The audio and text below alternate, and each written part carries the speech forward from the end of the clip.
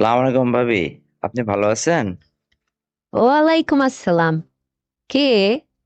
জামাল ভাই বলছেন? ভাবি কি অবস্থা? আমার দোকানের বাকি নিয়ে গেলেন, আর টাকা টুকা গুলা তো ঠিকঠাক মতো আসতেছে না। সমস্যাটা কি? টাকা তো দিতে হবে ভাবি, তাহলে তো হবে না, এই জন্য আর কি ফোন করছি। আপনি বলছিলেন যে আমি যে টাকাটা দিয়ে আসবো, তো কই আপনি তো আসলেন না, এই জন্য আর কি ফোন করছি। কামাল ভাই, আর কয়টা দিন ধৈর্য ধরুন। আপনার ভাই বিদেশ থেকে টাকাটা পাঠালেই আমি সর্বপ্রথম আগে গিয়ে আপনাকে টাকাটা দিয়ে আসবো। আপনার দোকানের বাকি পরিশোধ করব। আর এর মধ্যে আবার আমার তো অনেক সদাইপাতি লাগবে বাড়ির জন্য। তো দিবেন তো এইগুলো নাকি? হ্যাঁ, আমি তো দেওয়ার জন্যই আছি, দেবো না কেন? এটা তোমার ব্যবসা, তাই না ভাবি? কিন্তু ঠিকঠাক মতো আপনি টাকা না দিলে কি করে দেব? হুম? টাকা দিতে হবে, আগে পূর্বের জেটটা শোধ করুন, তারপরে আপনি আবার সদাই নেন, আমার কোনো আপত্তি নেই। তাছাড়া তো দেওয়া যাবে না। আর শুনুন ভাবি, মানে বিদেশ থেকে টাকাটা পাঠালে সঙ্গে সঙ্গে টাকাটা আগে আমাকে পরিশোধ করুন, তারপরে আপনার যা লাগে আপনি নেন। আমার সমস্যা, কোনো সমস্যা নেই, বুঝছেন? আচ্ছা কামাল ভাই, আপনি এত টাকা টাকা করেন কেন? হ্যাঁ, আমরা কি দেশ ছেড়ে পালাই গেছি? তেমন তো একটা কথা শোনেন। আপনি কালকে একটু আমার বাসায় আসেন তো। আপনার সঙ্গে আমার কিছু জরুরি কথা আছে। আমার সঙ্গে আবার আপনার কি এমন জরুরি কথা ভাবি? কেন? আপনি আসতে পারবেন না? আপনার কি কোনো সমস্যা আছে?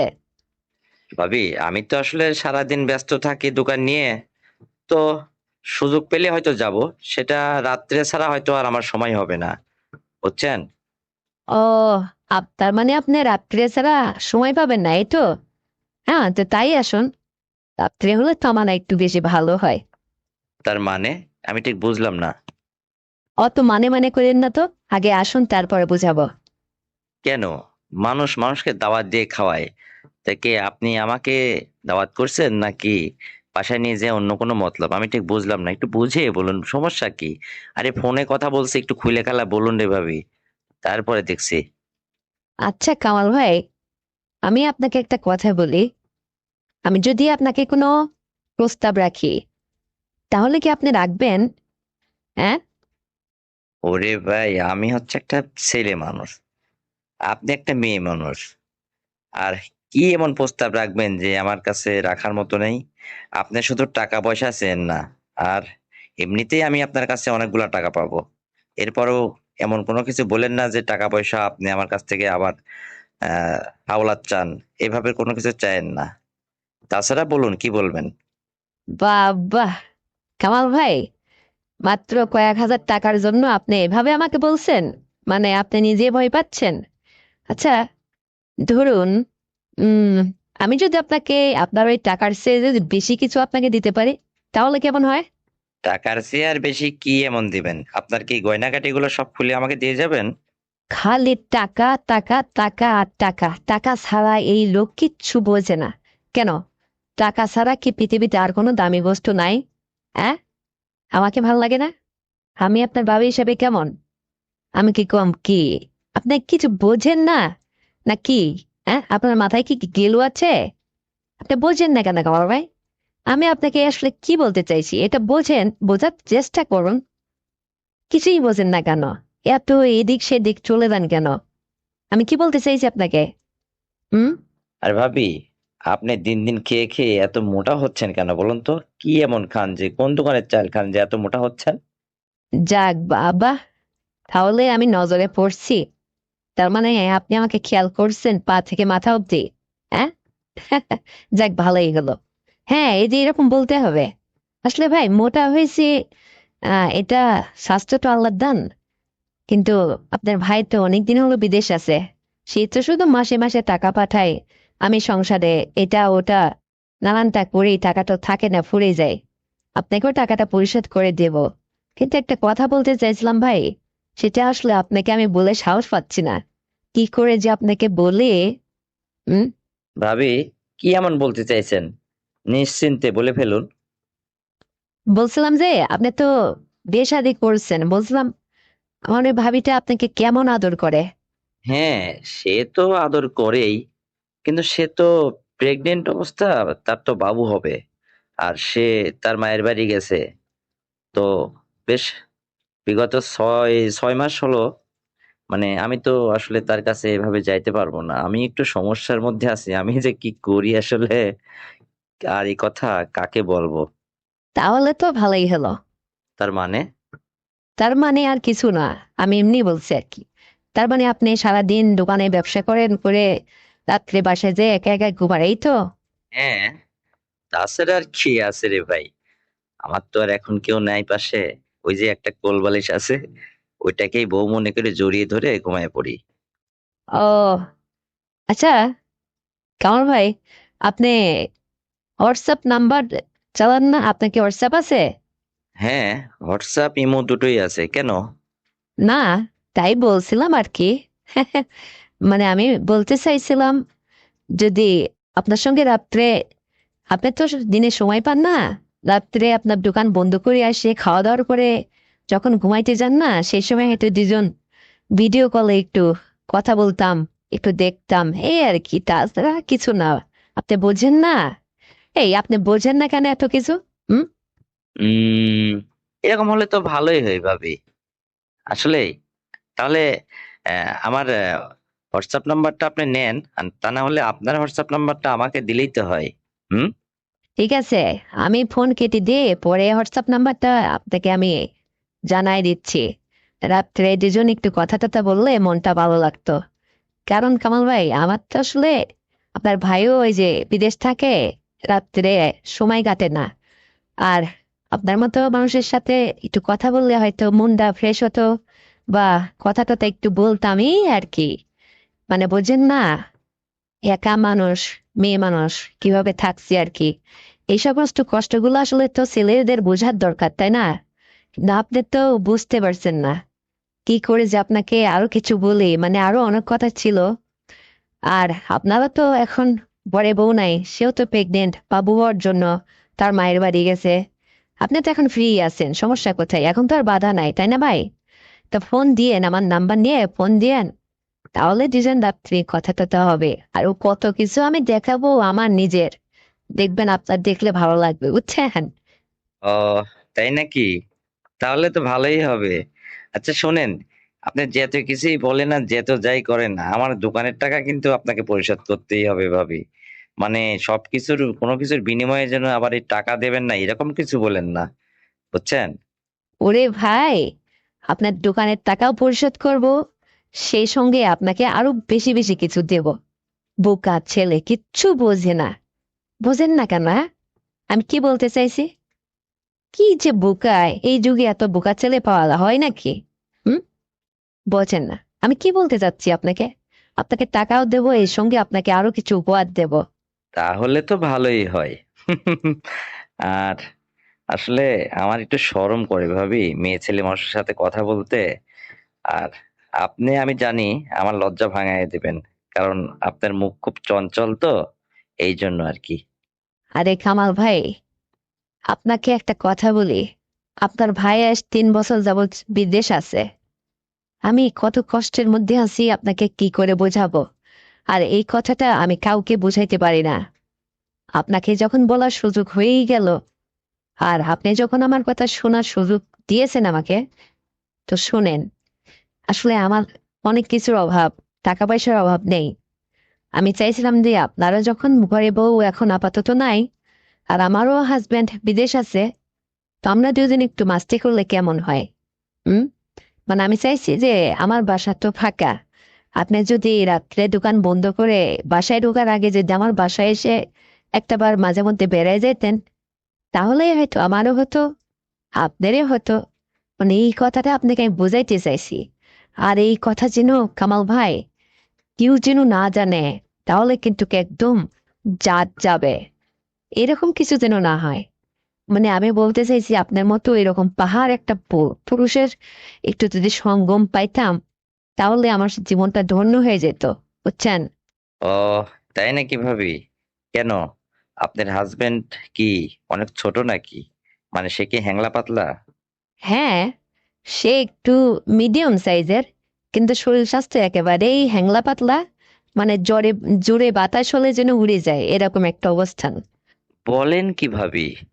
মানে আপনি এত বড় একটা জোয়ান মদ্দা মহিলা, মানে এত সুডল নাদুস নুদুস শরীর স্বাস্থ্য আপনার, কত সুন্দর, উঁচা লম্বা, টল ফিগার, ফর্সার, একদম রমণী, আর আপনার হাজবেন্ডের এই অবস্থা, বলেন কি?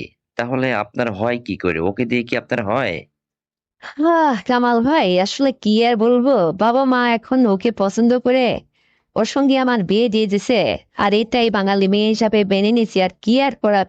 এখন হলেও হয়, আর না হলেও হয়। এখন এটা তো আর কাউকে বলা যায় না।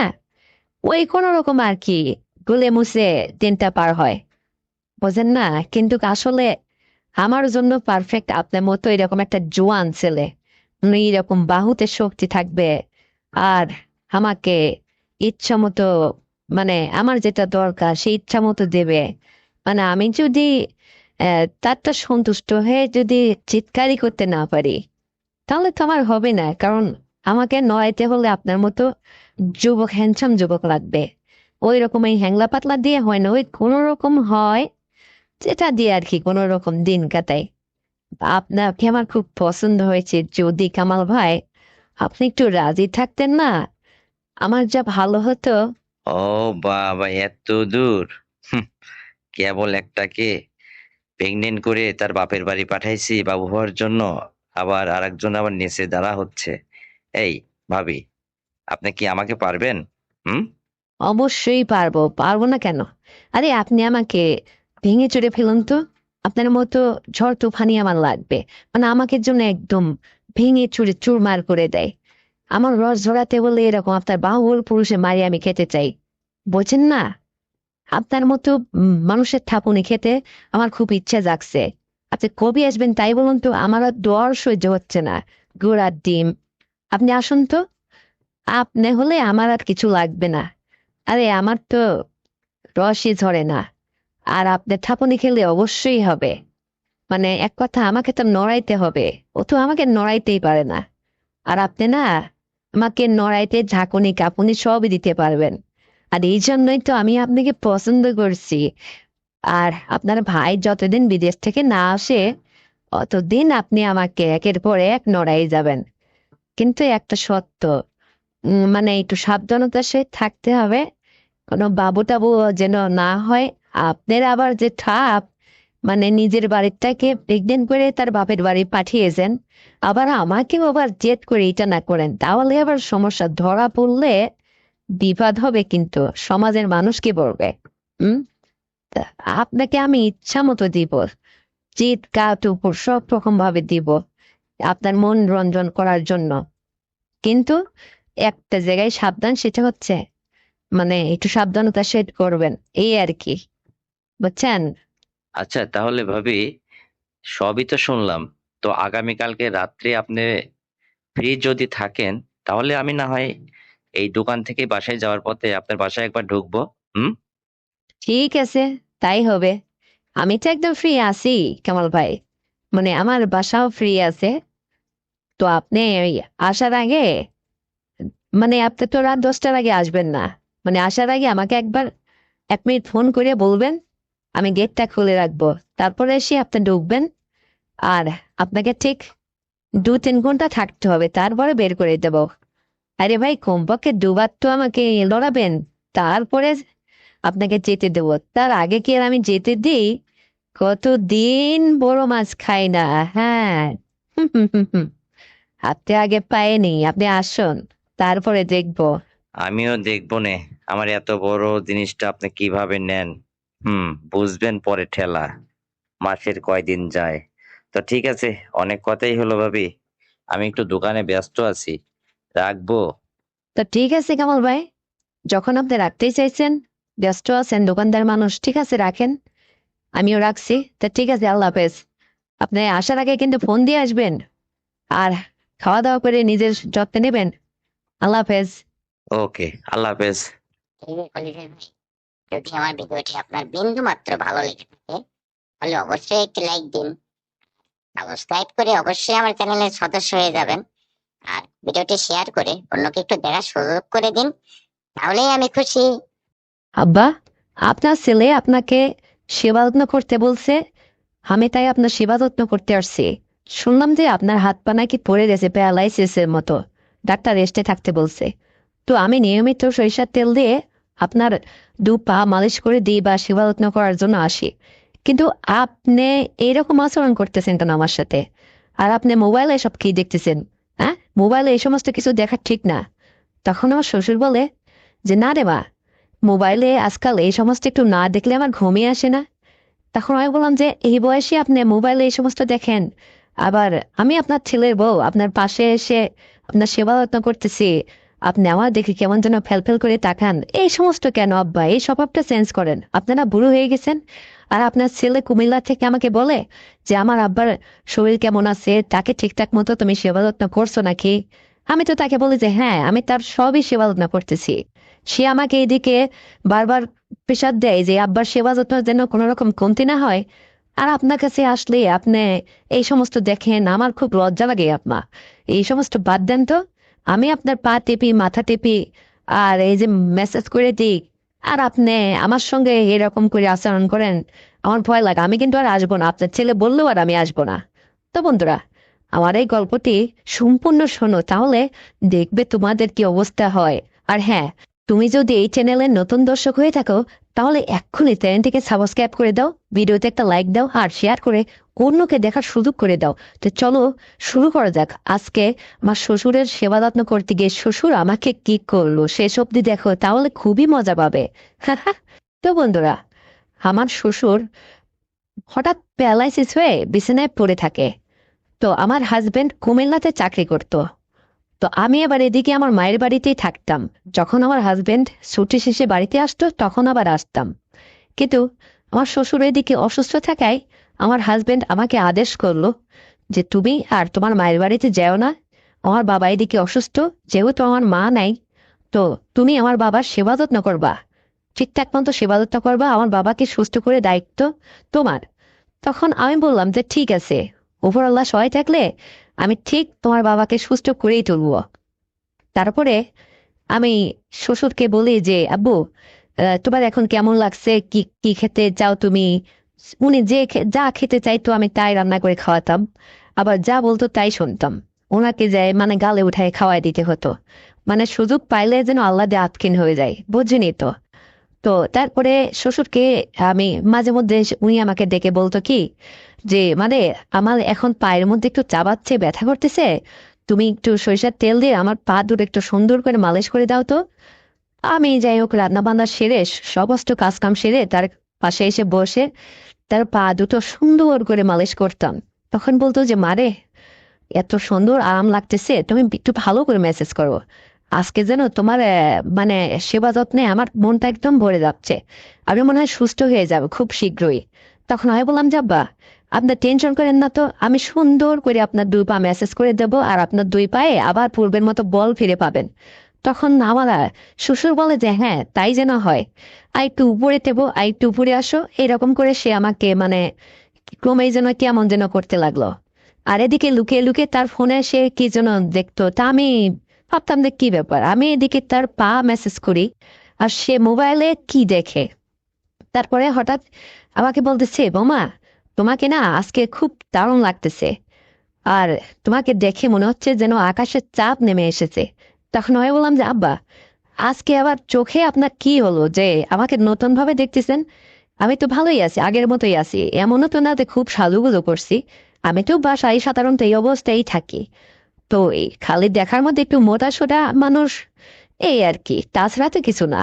তখন শ্বশুর বলে যে না রে মা, তোমাকে আজকে ইদানিং একটু পরিবর্তন লাগতেছে, আর তোমার দিকে তাকালেই আমার চোখ ফিরতেছে না, তুমি সুন্দর করে মেসাজ করো তো। তারপরে দেখি আমার শ্বশুর মুখ খুব করে কাশে। তাই বললাম যে আপনার তো ঠান্ডাও লাগছে, বুকে কাশি দেখি, এদিকে সরে আসেন তো, বুকটা একটু মালিশ করে দিই। তারপরে তার বুকে তেল দিয়ে সুন্দর করে ম্যাসাজ করে দিলাম, মালিশ করে দিলাম। তখন বলে যে আর একটু চাপো, এদিকে ওদিকে সব দিকে একটু সুন্দর করে মেসাজ করে দাও, আমার খুব ভালো লাগতেছে।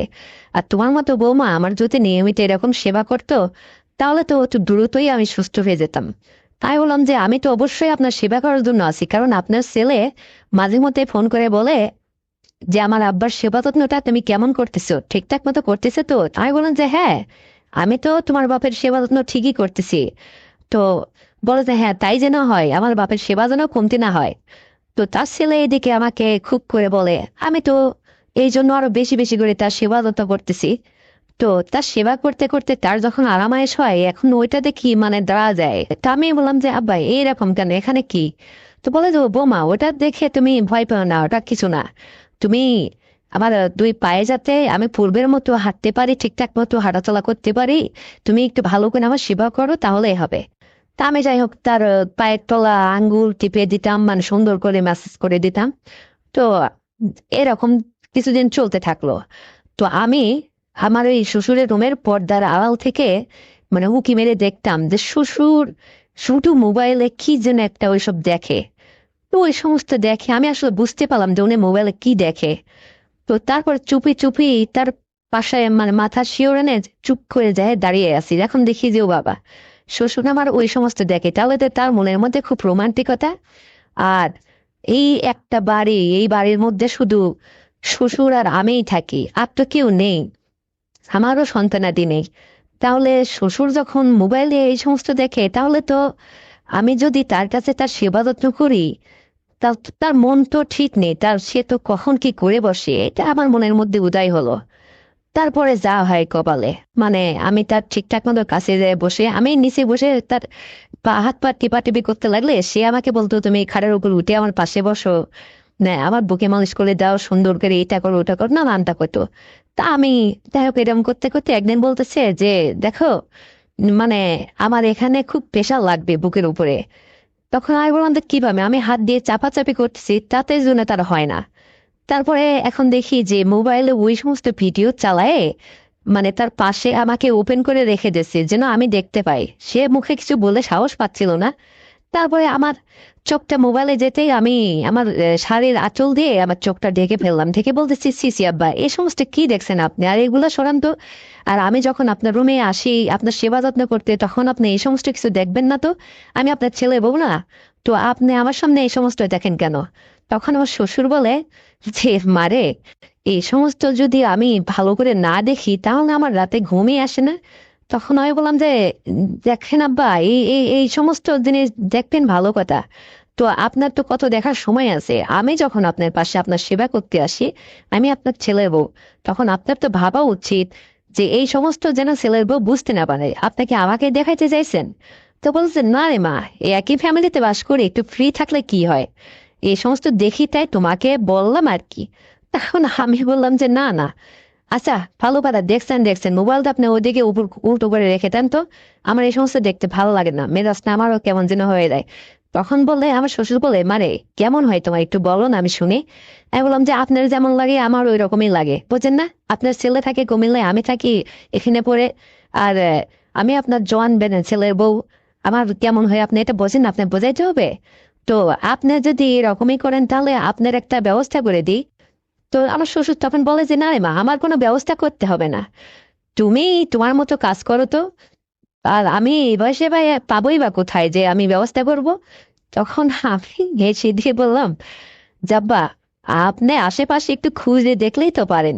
তখন শ্বশুর বলতেছে যে আশেপাশে তো মানে এই চার দেওয়ালের মধ্যে তো তোমাকেই দেখি, আর তো কাউকে দেখিনি। তখন আমি বললাম যে তাহলে এতদিন এই সোজা কথাটা আপনি এই ঘুরে ফিরে পেঁচায় আজকে গেছেন বুঝতে পারলেন কেন? তখন শ্বশুর বলে যে না রে মা, আমার আসলে এই সমস্ত কথা মুখ ফুটে বলতে লজ্জা পাই, আমি কি করে বলবো বলো, আর ভয়ও পাই, বোঝো না তুমি? তখন আমি বললাম যে আব্বা আপনার ছেলে আপনাকে সেবা যত্ন করার জন্য আমাকে বারবার তাকিদ করে, আর আমি তো আপনাকে ঠিকই সেবা যত্ন করতেছি, কিন্তু আমি দেখি যে আমি সেবা করতে করতে মানে আপনার হাতে পায়ে সুন্দর করে ডাক্তার যেভাবে বলছে এভাবে মাসাজ করে দিতে দিতে এরপর যে আপনার ওইটাই এত সুন্দর হয়ে হয়ে থাকে, মানে আমি দেখে মানে অবাক হয়ে যাই। তো আর তখন খুব লজ্জা লাগে আমার। তখন শ্বশুর বলতেছে যে মানে আসলে তুমি তো বুঝতেই পারছো, আমার যখন শরীরের মধ্যে একটু আরাম লাগে তখন হচ্ছে এরকম হয়, তো কি করব বলো? আর আমার তো কোনো উপায়ও নেই যে সেটা হয়তো আমি করব, আর আমি আশপাশেই বা কোথায় পাবো? তখন আমি বললাম যে এই সমস্ত বনিতে বাদ দিয়ে কি বলবেন বলেন, যা বলবেন আমি তাতেই রাজি, তবু আপনার সেবাই আমাকে করতে হবে, কারণ আপনার ছেলে আমাকে বলছে এখানে স্বামীর আদেশ আছে, তাই আমি আর না করতে পারতেছি না। তখন শ্বশুর এই বলে মানে আমাকে ধরছে, ধরে বলতেছে যে ঠিক আছে সমস্যা, আজকের পর থেকে তাহলে আমিই তোমার সেবা করবো। তারপরে অত ভারী মানুষ মানে চড়ে বসলো, যাই হোক করলো। তো তারপরের থেকে যেন সে সুস্থ। ও বাবা, বিকাল বেলার থেকে দেখি সে সুন্দরভাবে দু পায়ের উপর ভর করে হাঁটাচলা করতে পারতেছে। তাকে যেন আর ডাক্তারের কাছে নিতেই হবে না, সে একদম সুস্থ হয়ে গেল। আর আমাকে বলে যে কোনো সমস্যা নেই, তুমি এতদিন তো তেল মালিশ করে সুন্দর করে আমার দু পা শক্তি ফেরাই দিছো, সুন্দরভাবে আমি হাঁটতে চলতে পারতেছি, তো আমার মনোবলটাও তোমাকে ফিরে আনতে হবে।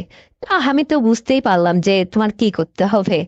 তো তারপরে যাই হোক, তাকে আমি, যাই হোক সে মোবাইল ওই সমস্ত দেখতে, তো ওটা দেখার থেকে বাদ দিয়ে সে নিজে নিজেই মানে বাস্তবে জিনিসটা আমার সঙ্গে চালাইতে লাগলো এবং সে সুস্থও হয়ে গেল। তো তার ছেলেকে আমি বললাম যে দেখো, তোমার বাপকে এমন সেবা যত্ন করছি যে তোমার বাপ একদম এখন সোজা হয়ে হাঁটাচলা করতে পারতেছে, উপর আল্লাহ তাকে সুস্থ করে ফেলছে, বুঝতে পারছো? তখন আমার হাজবেন্ড আমাকে বলে যে হ্যাঁ আমি জানি যে তুমি আমার বাবাকে, তুমিই পারবে একমাত্র তোমার ওই সুন্দর নরম হাতের ছোঁয়া দিয়ে সেবা যত্ন করে সুস্থ করে তুলতে। তো আমিও খুশি হলাম, আমার হাজবেন্ডও খুশি, এদিকে আমার শ্বশুরও খুশি, কারণ তার সব কিছুই সে পূরণ করতে পারলো আমাকে দিয়ে। আর দিনের পর দিনই এটা চলতে লাগলো। তো বন্ধুরা, আমাদের গল্পটি শুনে যদি আপনাদের ভালো লেগে থাকে তাহলে এক্ষুনি চ্যানেলটিকে সাবস্ক্রাইব করে দেন, ভিডিওতে একটা লাইক দেন আর শেয়ার করে অন্যকে দেখার সুযোগ করে দেন। আর এর পর্বে যদি আরেকটা এরকম গল্প চান আপনারা, তাহলে অবশ্যই কমেন্ট করে আমাকে জানান। ততক্ষণে সবাই সুস্থ থাকুন, ভালো থাকুন, আল্লাহ হাফেজ। তুমি আর একটা দিন আমাকে ডেকেই দেখো না, আমি কখনো তোমার কাছে আর যাব না। হ্যাঁ, একদিন ডেকে যা করছো তুমি, আমি অত পাগল আছি? আচ্ছা, আর মানুষের তো এরকম না, তোমার ওইটা অত বড়, অত মোটা কেন? কি সমস্যাটা কি? কি হয়েছে তোমার? আরে আমার এটা এত বড় হয়েছে, তো তোর সমস্যা কি? আরে সমস্যা কি মানে? আমি এদিকে নিতে পারি না। আরে শোন না, মেয়েরা তো জানিসই আজকাল একটু হুস্টু পুষ্টু ভারী লম্বা মোটা এই সমস্ত বেশি পছন্দ করে। ও, আজকাল তাই নাকি? আরে শোন না, আরে তুই তার উল্টো কেন রে, এটা আমি বুঝি না তো। দেখ না, তুই আমার বোন, তোকে নিয়ে এই যে মেসে এসে একটা দিন দিছি, তাই তোর বেশি হয়ে গেছে আর তুই ভয় পাচ্ছিস? আরে মা তো দিনের পর দিন আমার কাছ থেকে এইটা নিছে। বাবা তো ঠিকঠাক মতো বাড়িতে থাকতো না, দেখিস না, বাবা চাকরির জন্য বিভিন্ন জেলায় জেলায় পোস্টিং হয়ে ঘুরে বেড়াতো, মাকে নিত না। সেও তো এই সমস্ত ওই একলা থেকে দুনিয়ার জায়গায় ফষ্টি নষ্টি করছে। আর মা এদিকে দিনের পর দিন আমাকেই তো ব্যবহার করছে। পাগল, আমি তো মাকে এতদিন নিজেই চালিয়ে আসতেছি, আর মা এটা থেকে দারুণ খুশি, বুঝতে পারছিস? ভাইয়া কি বললা তুমি? হ্যাঁ রে, শোন না, এখন আবার তোকে দিতে শুরু করছি। কেমন হলো বিষয়টা বল? তার মানে ভাইয়া, এই বাবা যখন এই বাইরে বাইরে থেকে চাকরি করতো, বাড়িতে আসতো না, এতদিন তুমি মাকে এটা করছো, মাকে তুমি চালাইছো? হ্যাঁ, কেন জানিস না? কেমন করে জানবো তুই বল? আজকে তো জানলাম।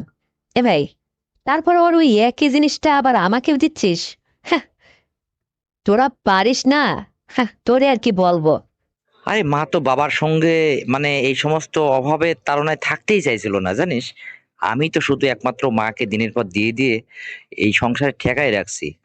মার এই যে শেষের যে সন্তানটা হলো না আমাদের, যে ওটা কিন্তু আমার, তুই কাউকে বলবি না কোনোদিন, বুঝতে পারছিস? ভাই এসব কি বলছিস রে তুই? হ্যাঁ, তোর মাথায় খারাপ পড়বে, তুই এসব কি বলছিস? তার মানে এতদিন মাকে হাসতে নাস্তা করে তুই ফেলছিস, তুই মাকে এতদিন চালিয়ে আসতেছিস? ও মাই গড! তাহলে বাবা এই যে 2 মাস 3 মাস পর বাদে বাদে আসে, তার মানে ওইটা কি বাবার নামে চালিয়ে দিয়েছে মা? হ্যাঁ। আরে হ্যাঁ, আর এখন থেকে তো তোকেও দেব, কারণ তুই আমার আপন বোন হলেও মানে দেখ না কত সুন্দর হুষ্টপুষ্ট নাদুস নুদুস একখান হয়েছিস তুই। তোকে দেখলে তো আমার ভাল লাগে না। দেখ না, আমি ওই দূরে আবাসিক থাকি, শুক্রবার শুক্রবার এই যে তোর মেসে বেড়াইতে আসি, দুই ভাই বোনে এই যে ফাঁকি থেকে লেখাপড়া করছি। মা এখন একালে যা হয় হোক গা, শেষকালে একটা সন্তান দিয়েছি, ওটারে লালন পালন করুক গা। এখন থেকে নিয়মিত তোর আর আমার চলবে, বুঝতে পারছিস? ভাইয়া, আসলে তোর ওইটা অনেক বড় জানিস, আমি যে পারি না আসলে কি করব বল। মানে খুবই সমস্যা হয়, আমার কষ্ট হয়, তোকে যে কি বলি মানে বুঝাতে পারতেছি না। আর শোন, আমার মেসে আরো 2টা মেয়ে থাকে, তারা মানে এই সমস্ত যদি কখনো বুঝে ফেলা দেয় তাহলে কি হবে একবার ভেবে দেখেছিস? তার চেয়ে আমি বলি কি, আমাকে যদি সত্যি তুই একইভাবে প্রতিনিয়ত করতে চাস, তোর কাছে রাখতে চাস, তাহলে এক কাজ কর, তোর কাছে নয় আমাকে টেনে নে আর আমাকে ওই কলেজে ভর্তি করে দে, আমি এখান থেকে চলে যাই। তাছাড়া তুই আর এখানে আসবি না। আরে পাগলি, আমার কথার একটু শোন। আমার ইচ্ছা ছিল যে তোর ম্যাচের ওই ভোলা ভোলা দুইটা মেয়ে ছিল না, তোর বান্ধবী, হ্যাঁ ছিল তো। তোর সাথে মানে তোর পাশাপাশি ওরে দুজনকেও আমি একটু খাইতে চাইছিলাম। মানে ওদের সুন্দর নাদুস নুদুস দেখে আমার খুব ভালো লাগছিল, ওদের আচরণে আমি আসলে মুগ্ধ। জানিস, গেলে কত সুন্দর ভাইয়া ভাইয়া করে ডেকে আপ্যায়ন করে।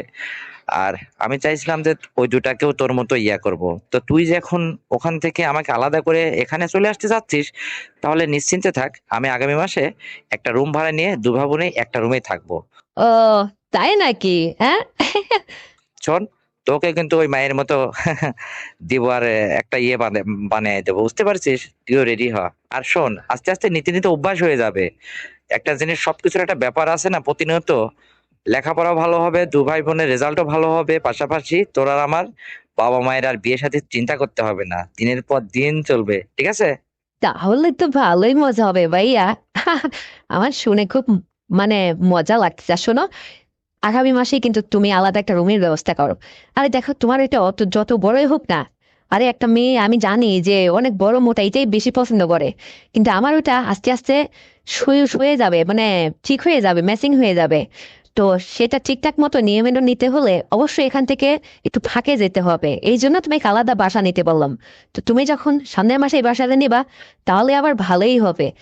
এই জন্যই তো বলি, আমার মা এত রূপবতী সুন্দরী মেয়ে, বাবা মাসের পর মাস বাইরে থাকে, অথচ সে এত খুশি কেন, তার বাবু আসে কিভাবে? তুমি এইটা করছো, হ্যাঁ? শোনো, এখন থেকে আর মা নয়, তোমার এই দেগি জোয়ান একটা বোন আছে না, এই বোনকে তুমি ঠিকঠাক মতো চালিয়ে নেবে। প্রয়োজনে জানো ভাইয়া, আমি বিয়েই করবো না। তুমি শুধু একটা জিনিস খেয়াল রাখবে, আমাকে কিন্তু বাবু দেবে না, এই দিক দিয়ে সতর্ক থাকবে। তাছাড়া হ্যাঁ, তুমি আর আমি তো স্বাধীন, তোমার আর আমার মাঝখানে কেউ বাধা হয়ে দাঁড়াবে না, কারণ আমি একটা রুমে ভাড়া থেকে এখানে কলেজে লেখাপড়া করার জন্য আসছি।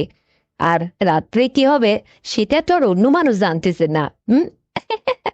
আমি দারুণ ভাবে তোমাকে দিব ভাইয়া। আর দেখো না, আমি এত বড় হাত পাওয়ালা মানুষ, ফর্সা, কত ছেলে আমার পিছনে লাইন মারতে চাই, অথচ কাউকে আমি ভ্যালু দিই না। আর তুমি আমার ভাইয়া, নিজের বলকে নিজেই যখন দখল করে রাখছো, তাহলে মানুষের ছেলেরা আর কি করবে? তুমি আমাকে একটু দেখে শুনে রাখবে, মানে তোমার যত ইচ্ছা, যত মনের বাসনা সব মেটায় নেবে তুমি, আমারও হবে। তারপরে যখন সবকিছু তোমার আর আমার মধ্যে থেকে শেষ হয়ে যাবে, আরে বাবা মা ওই সময় যেখানে বিয়ে শাদী দেয়াই দেবে। বুঝতে পারছো? জীবনে তো শখ আহ্লাদকে মিটাই নিয়ে দিবেই বনে, নাকি? ওরে পাগলি, তাই তো, আমার কথা তো ওইটাই, যে দুভাবনে আগে জীবনে এই লেখাপড়ার উছিলাই শখ শান্তির যাবতীয় কিছু মেটায় নি। তাহলে ভাইয়া, আমি তোমাকে একটা কথা বলি, তোমাকে আজকের পর থেকে একটা প্রতিজ্ঞা করতে হবে, প্রমিস করতে হবে, আমি তোমাকে একটা সত্য দেব। হ্যাঁ, তোর সব কথা আমি মানতে রাজি আছি, বল না। ভাইয়া, আমি বলি কি, আর কোনো দিন তুমি মাকে আর এটা করবে না। এখন তো আমাকেই পাইছো। দেখো, প্রথম দিন আমি আসলে তোমার ওইটা নিয়ে মানে দারুণ অসুস্থ ছিলাম। 2-3 দিন আমার গায়ে জ্বর আসছিল, আমি অসুস্থ হয়ে গেছিলাম। আমি কাউকে এটা বলিনি। তারপরে আস্তে আস্তে ঠিক হয়ে যাবে, আমিও জানি যে এটা আসলে অভ্যাসটা না হলে হয় না। আমি জানি এটা ঠিক হবে, কিন্তু নিয়মিত এটা মানে অভ্যাস করতে হবে। কিন্তু মায়ের সঙ্গে তুমি যা করছো, এটা ভারী অন্যায়। আমি চাই কি, কোনো দিন জীবনে আর তুমি আর আজকে প্রতিজ্ঞা করতে হবে আমার কাছে যে মায়ের সঙ্গে এটা করবে না আর, প্লিজ। আমি আছি তোমার জন্য, আমার পুরো জীবনটা তোমার জন্য উৎসর্গ করে দিলাম। এইটা আমি তোমাকে বলতে চাচ্ছি, তুমি আজকে আমার কাছে প্রতিজ্ঞা করবে। বুঝতে পারছো? আর শোনো, আমারও একটা দুর্বল পয়েন্ট আছে। তুমি যখন আমার সঙ্গে এভাবে চলতেছো, আমিও বলি, ওই যে আমাদের প্রফেসর আছে না, বাবুল স্যার, উনি আসলে আমাকে একটা দিন ওনার অফিসে ডেকে নিয়ে যায়, আমাকে একটা প্রস্তাব দিছিল। তো যাই হোক, ওনার সঙ্গে তোমার সঙ্গে থাকার আগে একটা দিন আমি থাকছিলাম ওনার সঙ্গে।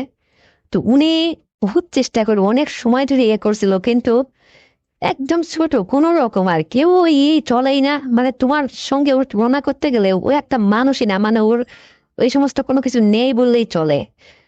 তোমারটা দেখার পরে আমার মনে হয়েছে যে আসলে ওই ছেলেদের মধ্যে এতটুকু ব্যবধান আছে। আর আমার এই জন্যই ভালো লাগেছে, এই জন্য আমি তোমার সঙ্গে থাকতে চাই।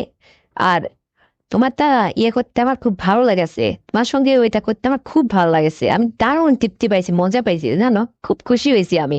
যদিও কষ্ট হয়েছে, তারপরেও আমি খুশি হয়েছি।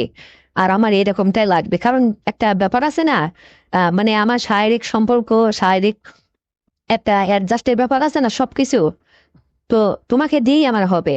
তবে তুমি আমাকে আজকে কথা দাও, তুমি মায়ের সঙ্গে এই ধরনের আর কোনোদিন দুর্ব্যবহার করবে না। যা করছো করছো, এখন তো আমি বড় হয়েছি, আমি মানুষের চোখে লাগার মতো হয়েছি। আমি এখন কলেজে লেখাপড়া করতেছি, আমি একটু বুঝুপ্ত হয়েছি। তো তুমি আমাকে ফেলে কেন মায়ের কাছে যাবে? কখনো আর এটা করবা না, বুঝতে পারছো? আচ্ছা, তুই যখন এত করে বলছিস, আজকের পর থেকে তোর কথাই আমি শুনবো। তোর প্রস্তাবে আমি রাজি, আর কখনো জীবনে মায়ের সঙ্গে আর এটা করতে চাইবো না। উনি চাইলেও আর আমি দিব না, বুঝতে পারছিস? এটা আমার প্রতিজ্ঞা। আচ্ছা শোন, আরেকটা কথা, ওই তোর কলেজের যে প্রফেসর বাবুল স্যার না কি বললি, তোর যে বান্ধবী দুইটা, ওই দুইটারেও কি ইয়া করছে নাকি? ভাইয়া জানিস, ওই বাবুল স্যার না, মানে আমাদের ওই মেসে যে কয়টা মেয়ে থাকে প্রত্যেকটারে একবার দুবার করে ইয়ে করছে, বুঝছিস? আমাকেও ছাড়ে নাই। আর ওই দুটারে তো কয়েকবার ওই ধামড়ি বানাইছে তো ওই বাবুল স্যার, ওই রকম করে করে নিজের মুরুদ নেই, বেশি একটা ইয়েও না, অজে নেই লাগবে ওনার। দেখ, এরাও চাই যে স্যারকে একটু খুশি করতে পারলে এই জায়গায় একটু সুযোগ সুবিধাটা ভালো হবে, এই জন্য আর কি। তো দেখ, আমি তো আর কখনো যাচ্ছি না, আগামী মাসে তো আমি তোর কাছে চলে যাচ্ছি। কি একটা রুম ঠিক কর, ওখানে গেলে সব আপদ বিপদ কেটে যাবে। আর তুই একমাত্র নিয়মিত ভাবে নিজের বোনকে দিনের পর দিন চালিয়ে নিবি, এটা হচ্ছে আমার কথা। আর মায়ের দিকে একদম তাকাবি না। আর শোন ভাই, ওই প্রথম যেদিন তুই আমাকে যেভাবে ইয়ে করলি না, ওইভাবে না, একটু ধীরে সুস্থে রয়েসে সুন্দরভাবে। আমি তো আর চলে যাচ্ছি না, হারিয়েও যাচ্ছি না, মানে একটু দেখে শুনে ধৈর্যের সাথে চলবি, সুন্দরভাবে আপ্যায়ন করবি, সুন্দরভাবে আমি সমস্ত করবি, তাহলে আমার ভালো লাগবে। তুই যে তাড়াহুড়ো করে দিলি না, মানে এমন করে ইয়ে করলি, আমি খুব মনের কাছে কষ্ট লাগেছিল জানিস, যে এইভাবে আসলে হয় নাকি, এইভাবে করে আমি অসুস্থ হয়ে গেছিলাম। তুই এরকম কিছু করবি না। আরে, তুই আমার সাথে কোনোদিন পারবিই না। আমি একসময় তোর চেয়ে বেশি পারবো দেখিস। মানে লেখাপড়াও পারবি না, আবার হচ্ছে এই সমস্তটাও পারবি না। তবে আমাকে একটু ভালো করে অভ্যস্ত করে নে, শেখায় নে। সবকিছুর একটা অভ্যাসটার ব্যাপার আছে না, আমি সেটা বলতেছি। তাছাড়া আমি যে খাসির মতো হয়ে উঠছি, তোর মতো ছেলেকেও আসলে আমার জীবন থেকে হার মানিয়ে দেব। তুই শুধু একটু আমাকে শেখায় নে না, একটু চালিয়ে নে আস্তে আস্তে সবকিছু। তাড়াহুড়ো করবি না কোনো কিছু, মানে কাছে পেলেই যে তাড়াহুড়া এটা সেটা ওই রকম করবি না। একটু নিরিবিলি, একটু ধৈর্যের সাথে, একটু এনজয় করে, মজা করে এরকম ভাবে চলবি, এরকম করে দিবি। আছে না, অনেক স্বামীরা তাড়াহুড়ো করে বইয়ের সঙ্গে যায়, ওই সমস্ত করে বসে, ওইরকম না। তুই আমাকে আস্তে আস্তে আদর করবি, যত্ন করবি, ভালোবাসবি, এটা দেখবি ওটা দেখবি, তারপরে আর না হয় আমাকে দিবি, তখন ভালো লাগবে, বুঝতে পারছিস? আর দাদাকে আমি শেখাচ্ছি তাই না? আমার ভুল হচ্ছে। না রে, শেখানোর কি হলো? আসলে তুই যেটা বলছিস এটাই আমি করব। এই তো আমার লক্ষ্মী ভাইয়া। হ্যাঁ, আমার ভাইয়া এখন বুঝতে পারছে। আর শোনো, আমি যেটা বললাম, বা নেক্সটে কিন্তু আর মায়ের সঙ্গে এই সমস্ত কোনো খারাপ কথা, খারাপ আচরণ, বা বিগত জীবনে যা করছে এই সমস্ত থেকে তুমি কিন্তু আমাকে প্রতিশ্রুতি দিয়েছো, আর কখনো যাবে না। আরে তোমার যত কিছু লাগে যা আছে, আমি আছি না, আমার সে আর কে তোমাকে এত খুশি করবে বলো? হ্যাঁ রে বোন, এই জন্যই তো আমি তোকে ধরছি। তো ঠিক আছে, অনেক কথাই তো হলো, তো এখন রাখি, আগামীকাল না হয় কথা হবে। না, শোনো শোনো ভাইয়া, তোমাকে এখন ছাড়তে ইচ্ছে করতেছে না, খুব কাছে পেতে মন চাই জানো। কি, কবে? খুব তাড়াতাড়ি করো, তুমি তাড়াতাড়ি বাসা নিয়ে আমাকে তোমার কাছে নিয়ে যাও, আমি আর থাকতে পারতেছি না, তুমি যে লোকটা লাগিয়ে দিছো। যাওয়ার বেলা একটা কিছু দিয়ে গেলে না? আচ্ছা, আমি তোমাকে দিয়ে যাই। তো ঠিক আছে, ভালো থাকবা, আল্লাহ হাফেজ। ওকে, বাই। তো বন্ধুরা, আমার ভাইয়া আমার মাকে আর আমাকে দিনের পর দিন যেভাবে সাহায্য করলো, এই গল্পটি তোমাদের শেয়ার করতে পারে নিজেকে খুবই হালকা মনে হচ্ছে।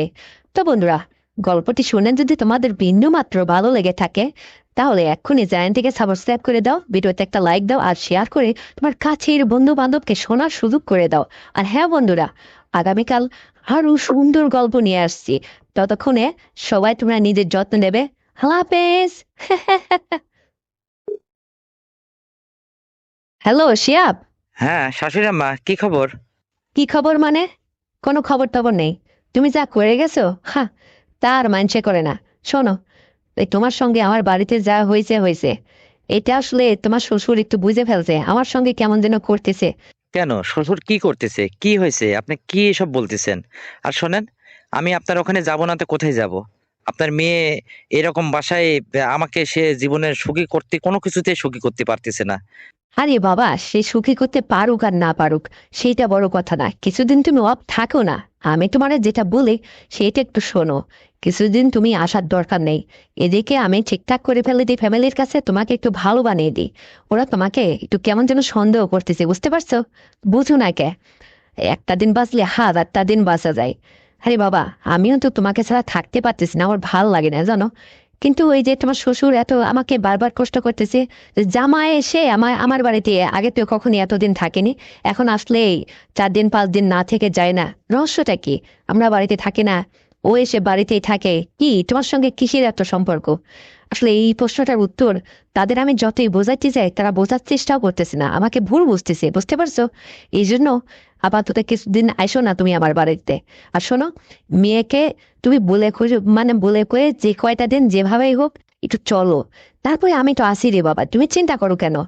আমার রুগা মেয়ে তোমার কাছে দিছি, তুমি যেভাবে হোক তাকে চালিয়ে নাও। বাদ বাকিটা তো আমিই আছি। শুধু কয়েকটা দিন না আসলেই হবে। আমি আমার বাড়িটা আগের মতো পরিস্থিতি ঠিক করে নিই, তারপরে আবার হবে। বোঝে না এটা? পাগল ছেলে, একটু ধৈর্য ধরতে হবে। ধৈর্য না ধরলে আসলে কোনো কিছুতে সুফল আসে না, বুঝতে পারছো? শাশুড়ি আম্মা, তা কি হয়? আপনি যেটা বলছেন এইভাবে তো আসলে আমি এইভাবে চুপ করে থাকতে পারবো না। একটা ব্যবস্থা করতে হবে। প্রয়োজনে হয় আপনি আমার বাড়িতে আসেন, না হলে আমি আপনার বাড়িতে রাতের অন্ধকারে যাই। তাছাড়া তো এইভাবে আমি কিভাবে থাকবো? আর আপনি আপনার মেয়ের কথা বলছেন, তার দ্বারা মোটেও সম্ভব না আমাকে আসলে ঠিকঠাক মতো পরিচালনা করা, বুঝতে পারছেন? আমি আসলে আপনি না থাকলে তাকে কবে আপনার আমার বাড়ি থেকে তাড়াই দিতাম। শুধু আপনার কারণে সে আমার সংসারে দুটো ডাল ভাত খেয়ে যাচ্ছে। এখন কি করবেন তাই বলেন। এভাবে আমি আপনার বাড়ি না যেয়ে থাকতে পারবো না। কোনো তো একটা ব্যবস্থা করতেই হয় আপনার। হে তো মহা জ্বালা দেখতেছি, তোমার তো আমি কিছু বুঝাইতে পারলাম না রে বাবা। আরে সোনা জান, আর পাখি এরকম করে না, শোনো।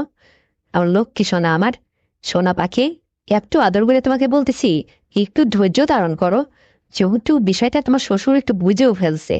তাছাড়া ধরো, তোমার শ্বশুর আমার কাছে যখনই থাকতে চায় বা আমাকে ওই সমস্ত ইয়ে করে, আসলে সে একটু বুঝতে পারে যে আমি কোথাও কোনো একটা কিছু করছি।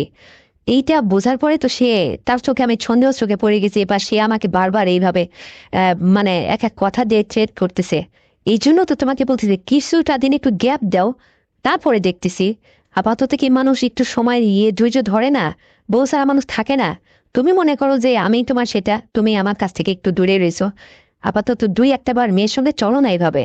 তারপরে তো আমি আছি, আরে বাবা আমি দেখবো না। আর এই রাতের অন্ধকারে আসার কথা বলছো, শোনো, ওই বাড়ির পেছনে কলার বাগান ছাড়া আর আমার জায়গা নেই। ওইখানে আসে ওই ভয়ে ভয়ে তোমার টেনশনে এই সমস্ত করলে হবে না তোমার? বলো, শান্তি হয় ওইরকম? শোনেন শাশুড়ি আম্মা, ওই শান্তি না হলেও আমি মনে করি ওইটাই আমার কাছে বড়। বেশি সময় তো আর লাগে না। কারণ ওই নিম আসছে কানামাই ভালো। আমি ওই সমস্ত কোনো কিছু বুঝতেই চাচ্ছি না। আমি এইভাবে তোমার এছাড়া থাকতে পারবো না জান। এবার এই, এত করে বলছি যখন তখন শুনছিস না? আমার কথা তোর পছন্দ হচ্ছে না, না? আয়, তুই আয়, তোরে আমি না খেয়ে মুখে দেবো, আয়। কি একটা কথা, যে আমার সাথে থাকতে পারবো না? আমার এতটাই ভালোবাসিস তুই? এতই তোর ভালো লাগে? হ্যাঁ, তাহলে মেরে নিয়ে তুই চলে আয় আমার বাড়িতে। সেও ছিল তুই যাহাই করিস নেক, তোরে আর কি করবো। এত করে বুঝাচ্ছি ময়না পাখির মতো করে, এত ঠান্ডা মাথায় আদর করে বোঝালাম, কিছুতেই তুমি বুঝতেছো না, না? হ্যাঁ, আর তোমার শ্বশুরের হাতে যখন পড়ে যাবে তখন তোমার কি হবে একটাবার ভেবে দেখেছো? শ্বশুর? আরে ও তো নামের শ্বশুর। ও তোমার কি করতে পারছে এতদিনে তুমি বলো? কি করতে পারছে? তুমি না ওর সম্পর্কে আমার কাছে কত কিছু বলো, যে ও দিয়ে হয় না, ও দিনপথ চলে না, কি কামাই রুজি করে, কিভাবে চলে, আর তোমার সঙ্গে নাকি তার অ্যাডজাস্টই হয় না, সংসার জীবনে তুমি দাম্পত্য জীবনে সুখী হতে পারোনি, নানান কথা আমাকে শোনাও। আবার এখন ওই কথা বলতেছো। আমার তো একটা ব্যবস্থা করাই লাগবে। আমি যে আসলে অভ্যাসে পরিণত হয়ে গেছে আমার তোমার সাথে এইভাবে দিনের পর দিন চলতে চলতে। আমি ওই সমস্ত কোনো কিছু বুঝতেইছি না, কি করবো আমি জানি না এইসব। তারই আমি কি বুঝাচ্ছি? এ বাবা, এই তুই কিছু বুঝিস না কেন রে? বুঝি না মানে? সবই তো আমি বুঝি, কিন্তু আমার মাথায় তো কাজ করে না। শোনো, ওই তোমার মেয়েরে নিয়ে কতদিন আর আমি এই সমস্যায় ভুগবো? আর তুমি কতদিন এইভাবে এই লুকায় লুকায় আমার হেল্প করে যাবা? তুমিই বলো, এটা কি জীবন বলে? আমার একটা কোনো কিছু ব্যবস্থা না করলে আর আসলে হবে না। কি যে করি এখন, তুমি আমাকে বুদ্ধি দাও তো। এভাবে তুমি কত কাল কত দিন আমার সেবা যত্ন করবা বলো তো? আরে বাবা, তুমি একটু ধৈর্য ধারণ করো। ধৈর্য হারা হয়ে না তো। আরে আমি তো আছি। আমি কি বুড়ো হয়ে গেছি নাকি? আমি দেখো না, আমার একটাই মেয়ে তোমার হাতে তুলে দিছি। আর এই যে আমি তোমার শাশুড়ি, আমি কি বুড়ো হয়ে গেছি নাকি? আমার কতটা জীবন সামনে, কতটা দিন এখনো যদি আল্লাহ পাক বাঁচায় রাখে পড়ে রইল। আমি যত সময় পারি, যেভাবে পারি, তোমার সেবা যত্ন করেই যাব। সে যেভাবে পারি। দায়িত্বটা আমার উপর তুমি ছেড়ে দাও। একদম হতাশ হয়ে না তো। হাহ, হতাশ না হয়ে কি আর পারি? আসলে জীবনটা তো আর একদিনের না। কতটা দিন এই ভোগান্তি আছে আল্লাহই জানে। হ্যাঁ, আল্লাহ জানে মানে? আমি কি তোমার জন্য কম চেষ্টা করেছি আর কম কিছু দিয়েছি? তুমি আমাকে যেভাবে যা করে যাচ্ছ এতদিন ধরে, কোন শাশুড়ি জামাইয়ের জন্য এতখানি করে? তুমিই বলো। আরে, তোমার ভালোর জন্য আমি তো সবই করে যাচ্ছি, শুধু তোমারই ভালো হচ্ছে তা তো না। আরে বাবা, আমারও তো ভালো, আমিও তো খুশি হই। তোমাকে পাওয়ার পর থেকে আমার জীবনটাই একদম বদলে গেছে। আমি মহা খুশিতে জীবন যাপন করতেছি রে বাবা। তুমি বুঝো না কেন? আমি তো তোমাকে একদম ছাড়তে চাচ্ছি না। মেয়ে আমার যেমন তেমন, আরে আমি তো তোমার সব। এটা বোঝো না তুমি? কেন যে আসলে বিধাতা সর্বপ্রথম তোমার সাথে আমার লিখনটা লাগলো না? যদি তোমার সাথে আমার সর্বপ্রথম দেখা হতো, তাহলে আমার জীবনে এতটা মহাসুখী আর কেউ হতে পারতো না। তোমাকে পাওয়ার পর থেকে যে আমি কতটা খুশি, কোনো দিন তোমার শ্বশুর আমাকে এভাবে খুশি করতে পারেনি, এভাবে এতটা শান্তি দিতে পারেনি, জানো? এই জন্যই তো তোমাকে আসলে মেয়ের দায় দিয়ে আমি ধরে রাখছি। মূলত তো আমারও লাগবে তোমাকে, বুঝতে পারছো? এটা তো তুমি বুঝতেইছো না। তুমি এতটা ধৈর্য আনা হচ্ছে কেন? আর খুব যদি প্রয়োজন হয়, যদি আমার ছেড়ে তুমি থাকতে নাই পারো, তাহলে তুমি আজকে এই যে পিছনে তোমার ছোট কাকার যে কলার বাগান আছে, লিচুর বাগান আছে, এখানে এসে আমার একটু ফোন দিও। 10টার পরে আইসো। আমি একটা জলক বের হয়ে আসবো না। তারপরে তুমি ওখান থেকে আমার সাথে সাক্ষাৎ করে আবার চলে যাবা। বাস হয়ে গেল। মশার কামড় খেতে আসবা তো আসো। ওই মশার কামড় আর ওই তোমার শ্বশুর শাশুড়ি তোমার আর একজনের চিন্তায় টেনশনে কতটা ভালো লাগে দেখবো না। আমি আসলে এইভাবে তো তোমার সাথে সাক্ষাৎ করতে চাইনি, তুমি জামাই মানুষ। তোমারে আমি ঘরে খাটেই শোয়াতে চাইছিলাম, কিন্তু তুমি তো তা থাকবে না। তুমি ঘুমাবে মাঠে। বুঝতে পারিনি আমি। মাঠেই যদি তোমার সুখ হয়, শান্তি হয়, ঠিক আছে তাই আসো। আমারও হবে না, আসো। শোনো জান, তুমি এইভাবে বলছো কেন? সত্যি আসলে তুমি আমাকে যেভাবে এতদিন ধরে আমার সঙ্গে আদর আপ্যায়ন করে চলছো, বা আমি তোমার সঙ্গে চলাফেরা করে যে সমস্ত সুখ পাই, বা এই যে শান্তি লাগে আমার, তোমার মায়াবী মুখখানা দেখলেই আমার ভাল লাগে। এক নজর না দেখে আমি থাকতেই পারি না। কেন যে তোমার মেয়ের প্রতি এতটা মায়া আমার আসলো না? আসলে ও পারলো না আমাকে আমার মন জয় করে চলতে, বুঝতে পারছো? এজন্য সারাক্ষণ তোমাকেই দেখতে ইচ্ছে করে, সেটা মাঠে হোক না ঘাটে হোক, যেখানেই হোক। তোমাকে এক নজর আমার না দেখলে ভালোই লাগে না। যদি তোমার মেয়ে আমার কোলভরা হতো, তাও এক কথা হতো। কই পাইছো এরকম মেয়ে? একটু জানা চেঙ্গুস খান। হ্যাঁ? আরে বাবা, এইরকম করে বলো না তো। আমার লজ্জা লাগে। আরে তোমার শ্বশুর চেঙ্গুস খান, তার পেটে আবার কি হবে? এরকমই হয়েছে। বুঝো না এটা তুমি? আমার মতো হলে তো হতোই। দেখো না, আমি পাহাড়ের মতো একটা হাতি। হ্যাঁ, আর তোমার শ্বশুর কি? আমার কাঁধ অব্দি একটা চেঙ্গুস খান। এখন বাবা মা দিছিল বাবারে সেই সময়, এরকম অবহেলা করো না, শোনো। তুমি যেরকম উঁচু লম্বা, আমিও তো তোমার সঙ্গে যাই, বুঝতে পারছো? আমার মেয়ে আসলে তোমার সঙ্গে যায় না। কিন্তু তোমাকে এরকম সুপাত্র দেখে হন মেয়েটা তোমার কাছে দিছি। বোঝো না কে মেয়ে অন্য মেয়ের সুখ বোঝে না কিটা? এই জন্যই তো তোমাকে আসলে মেয়েকে দিছি। কিন্তু তুমি যে মেয়ে কিনে সুখী হতে পারবে না, এটা আমিও জানি। আর এই জন্যই তো, যেহেতু আমিও তোমার শ্বশুরকে নিয়েও জীবনে আসলে এতটা খুশি না, যতটা খুশি তোমার সঙ্গে চলাফেরা করে, বুঝতে পারছো? আরে তুমি যেভাবে অত সময় ধরে এইভাবে আমার সঙ্গে চলাফেরা করো বা এই সময় দাও, যেভাবে করো, একটা দিন যেদিন তুমি থেকে যাও না, 2টা দিন 3টা দিন আমি দারুণ ভাবে খুবই অসুস্থ বোধ করি, জানো? আমার যে কি হয় এটা তো তোমাকে বুঝাইতে পারিনি। এই জন্য তো তোমাকে আমার এতটা ভালো লাগে রে বাবা। জান আমার, এরকম করে না, মেয়েকে ভুল বুঝো না। আমি যতদিন পাসি অতদিন তোমাকে এইভাবে সেবা যত্ন করে যাব। এটা আমার শাশুড়ির দায়িত্ব, বুঝতে পারছো?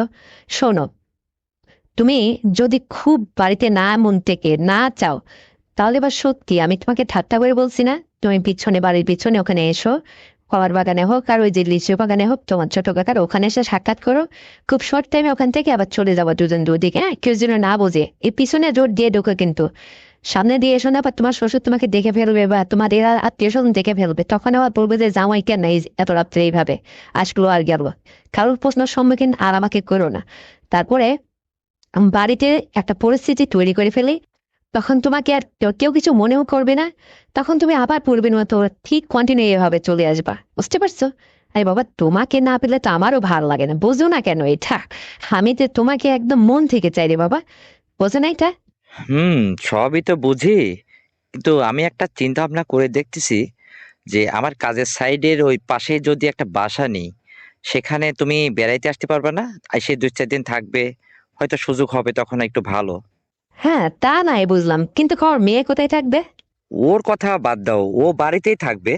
ও মাঝে মধ্যে আমার কাছে গেল গেল, না গেলে আমি একাই রান্না বান্না করে খাবো। আর তুমি মাঝে মধ্যে আমাকে দেখার উছিলা করে যাবে। মানুষ শাশুড়ি জামাইকে দেখতে যায় না?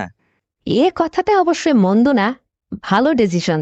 তো নাও একটা বাসা নিয়ে ফেলো, যেহেতু বাড়িতে সবাই মাইন্ড করে বসছে, আবার তোমার ওখানেও যায় থাকলে মেয়ের সামনে তো আর এই সমস্ত সম্ভব না। আর তুমি যদি বাসা নিয়ে থাকো, তোমার অসুস্থতার কথা শুনেও হয়তো আমি বাড়িতে বলে যাই তোমার কাছে 2-4 দিন থেকে আসতে পারি, তাহলে তো আরো ভালো হতো রে বাবা। বাসা নাও একটা, বাসা নেওয়ার পরিস্থিতি থাকলে খুব দ্রুত একটা বাসা নিয়ে ফেলো। তারপরে দেখনে তোমার জন্য এটা ভালো হবে না, বুঝতে পারছো?